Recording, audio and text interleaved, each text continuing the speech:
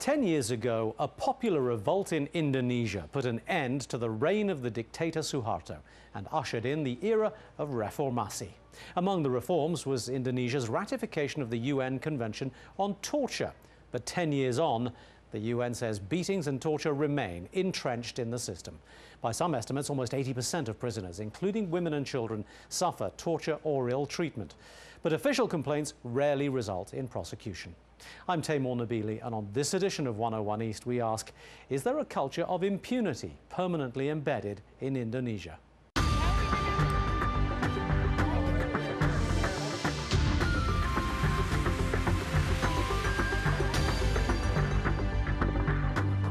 The overthrow of Indonesia's dictatorship and the path towards reformasi was not smooth. As security forces fought to maintain order, reports of murders and torture mounted. A subsequent investigation pointed at some senior members of the establishment. But to this day, no one of any significance has been prosecuted, and the survivors are still demanding justice.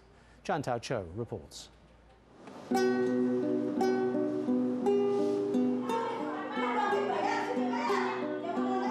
These women are rehearsing a play about seeking justice against those who violate human rights.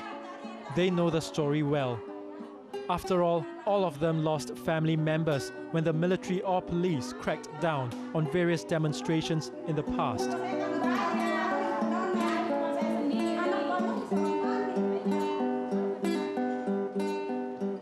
Their stories echo that of Maria Sumarsih. Maria says a soldier shot her son Wawan in the chest during a demonstration in November 1998 at his university campus in Jakarta. Ini kaosnya Wawan pada saat ditembak. This was the shirt Wawan wore when he was shot. This is the bullet hole. I will always keep this shirt to remember him. At that time, the army entered the campus. Wawan asked a soldier, "There is a casualty there, can I help him?" The soldier said yes, so Wawan waved a white flag and made his way over.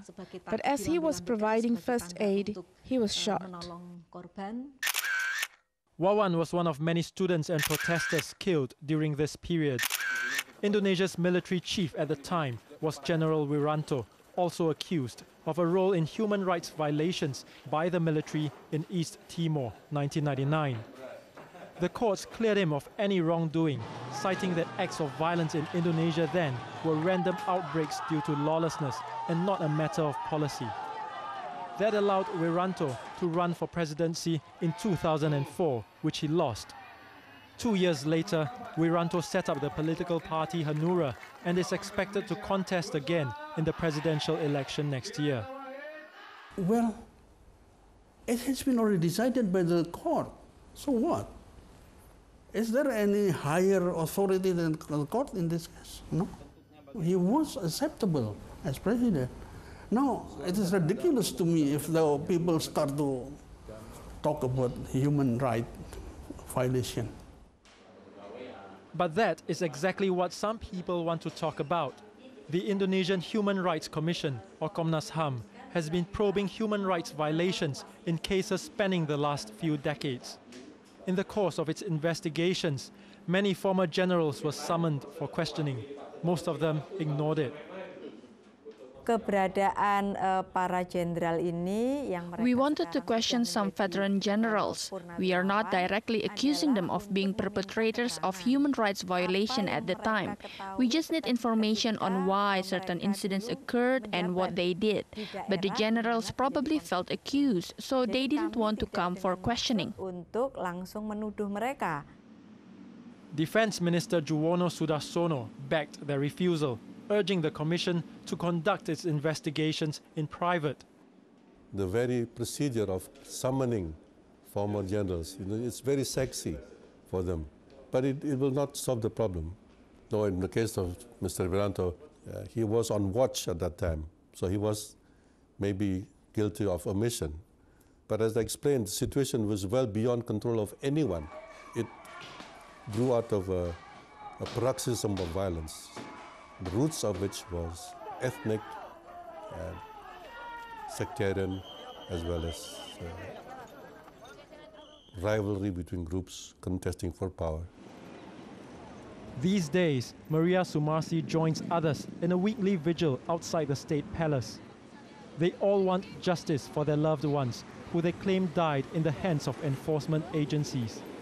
They are urging President Susilo Bambang Yudhoyono to stop impunity for human rights violators. The Law and Human Rights Ministry disagrees with them. It says from 2000 to last year, nearly 700 military officers and policemen have been brought to justice for acts of torture. Right now, every policeman in his pocket, there is a book, guidance book, related to human rights. I hope that with this, they will act according to the principle of human rights. For the likes of Maria Sumarsih, it may not be enough. She feels if those at the top are not held responsible, there will never be justice. As long as those who commit human rights violations are not brought to justice, Indonesia will still be a country that doesn't respect human rights. But with poverty reduction a big priority for the Indonesian government, it may take time for the country to improve its human rights record. It'll take maybe another 10 years before things get better. And the key to that is an improvement in the economy. Because if you want to have sustainable political democracy, you must have a greater base of social economic democracy. And that's what we don't have at the moment. Today, maybe it is only through plays like this that family members can have any form of emotional release. At least in the plot, they can have closure, something perhaps harder to find in life.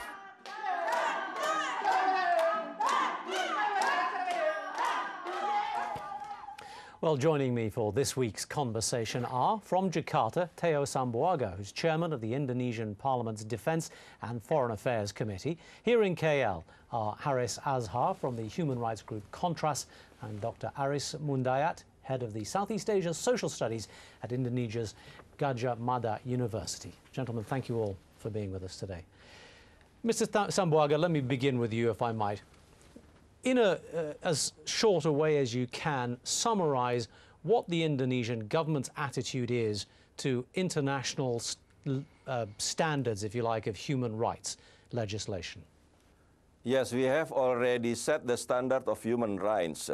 From the very outset of our constitution, all stipulated that the promotion and the protection of human rights, as well as in our law, there is a law, special law of human rights. So, if you're asking about Indonesian position, government, whether government or the public as large, all have to obey all the human rights protection and human rights promotion. And whoever violates human rights have to be dealt with law, have to be sent to trial, something like that. Haris Azhar, do you see evidence of that attitude in the Indonesian legal and judicial system? Yes, actually we already ratified, we already have the laws about human rights, but so far the implementation is still far away from the justice for victims. As we know, 10 years back, when the reform era was started, one of the agenda from the sixth vision of the reform, it was amendment to amend the constitution and to solve the human rights problem. We already amended the constitution. So all right, that is the spirit. It's to fulfill the amendment with the human rights standard. So, Aris, why is it that we have, as we saw in that film, so many people still seeming to believe they haven't had justice and not even a commitment to pursuing justice? Yeah, I believe that, of course, in the constitutional level, we have that kind of human right. But in practice, actually, the government, to some extent, also tried to create a kind of culture of impunity in this case. And what I call with the cultural impunities, you can see in the judicial system, which is not strong enough, and then also not independent. So a lot of influence from the powerful So parties. you're questioning the government's commitment to the human rights standards? Yes. Yes. Mr. Sambuaga, it seems as if there is a great deal, not only within this conversation, but within Indonesia itself, a great deal of feeling that perhaps not enough is being done. Yes, I can tell you that if you are talking about the law, the constitution, the law, the regulation, all already there. But the question now, I agree that the implementation in the practices, in the practices all across the board, from the judiciary system, the implementation in the field, is still there's we find out that's practices against law, practices violating human rights. So why aren't you doing something about it? The question now, yes, we have to deal with this. Everybody who found